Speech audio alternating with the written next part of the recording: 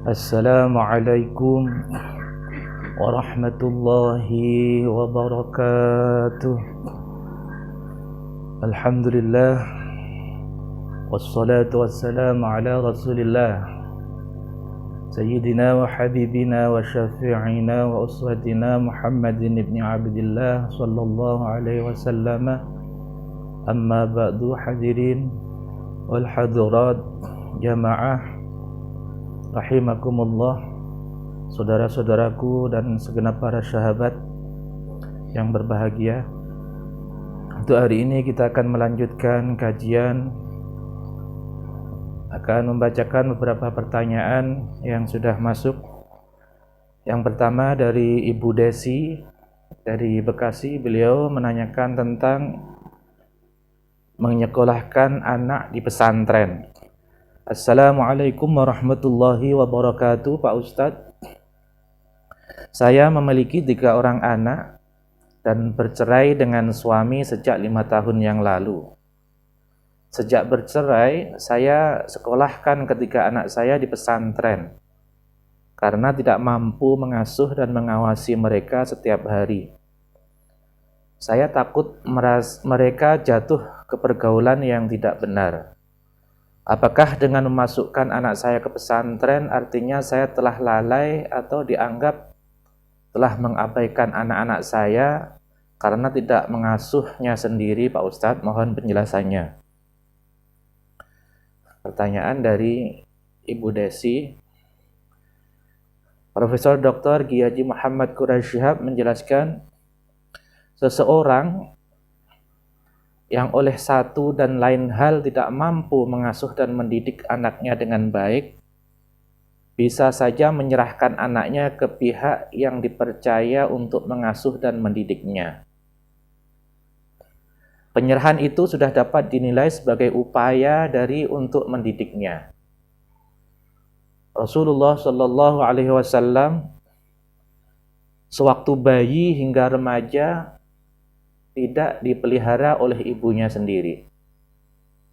Allah yang mengatur sehingga beliau diserahkan kepada Halimah As-Sa'diyah untuk disusukan, diasuh dan dibesarkan. Karena ketika itu masyarakat Arab menyadari bahwa kondisi di pedesaan lebih sehat bagi anak daripada di kota Mekah. Pesantren secara umum merupakan salah satu lembaga pendidikan yang baik. Karena itu, ibu tidak dapat dinilai lalai dan mengabaikan anak dengan menyerahkannya ke pesantren. Ibu justru telah melakukan hal yang baik. Itulah tanggapan atau jawaban dari Profesor Dr. Kiai Muhammad Quraish Shihab tentang pertanyaan Ibu Desi yang mempunyai 3 anak dan sudah bercerai dengan suaminya, lalu ketiga anaknya dipesantrenkan, dan apakah dianggap mengabaikan anak-anaknya, tidak bisa merawat dan mengasuh. Tanggapan Profesor Dr. Quraish Shihab, justru apa yang dilakukan oleh ibu ini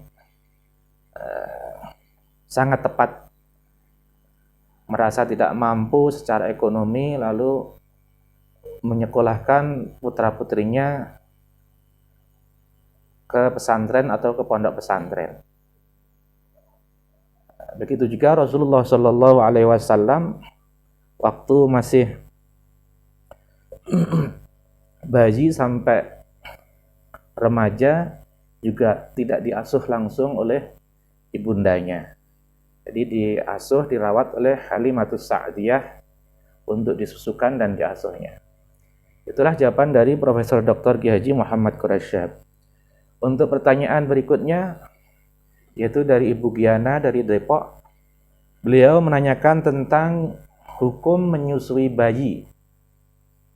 Assalamualaikum warahmatullahi wabarakatuh, Pak Ustadz. Bagaimana hukumnya menyusui bayi? Benarkah menyusui itu wajib? Sampai umur berapakah bayi wajib disusui? Yang saya tahu 2 tahun. Lebih terserah anak. Tapi ada juga yang mengatakan 2 tahun 5 hari.